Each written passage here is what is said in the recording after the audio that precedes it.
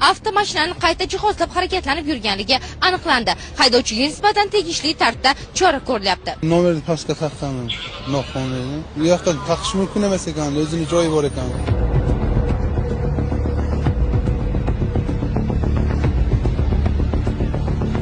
Ijtimoiy tarmoqlarda ushbu video keng muhokamalarga sabab bo'ldi.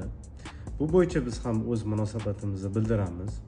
Qarang, amaldagi yo'l harakati qoidalarining 175-bandida mexanik transport vositalarining va tirkamalarning ko'zda tutilgan joylarda tegishli namunadagi ro'yxatdan o'tkazish davlat raqam belgilari o'rnatilgan bo'lishi shartligi ko'zda tutilgan. Yo'l patrul xizmat xodimi ushbu bandni buzganligi vaji bilan ma'muriy javobgarlik to'g'risidagi kodeksning 125-moddasi 5-qismiga asosan foydalanish belgilangan tartibda man etilgan transport vositalarini xuddi shuningdek davlat raqam belgisi o'z boshimchalik bilan yechib olingan transport vositalarini boshqarish nazarda tutilgan.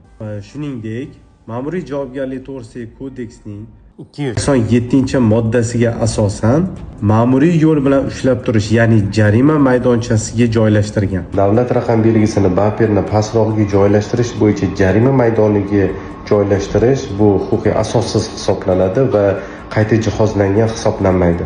Shu o'rinda savol tug'iladi: ushbu transport vositasining egasi kameralardan yashirishni qasd qilganmi? Agar qasd qilganda, umuman nomer olib qo'yardi. Jurnalist qiz transport vositasini qayta jihozlash asosida yo'l patrul xizmat xodimini jarima maydonchasiga qo'yilishi bo'yicha aytib o'tdi. Vazirlar Mahkamasining 86-sonli qarorining 26-ilovasida avtotransport vositalarini qayta jihozlash uchun ruxsatnoma pasporti keltirilgan. Bunga ko'ra, avtotransport vositasini bir turdan boshqa turga o'zgartirish hamda avtotransport vositasini kuzov hamda detallarni o'zgartirish bu qayta jihozlashga kiradi. Ushbu vaj bilan jarima maydonchasiga qo'yish asossiz hisoblanadi. Ushbu videoga mutasaddilardan izoh kutib qolamiz va bu bo'yicha munosabat bildirishligisini so'raymiz.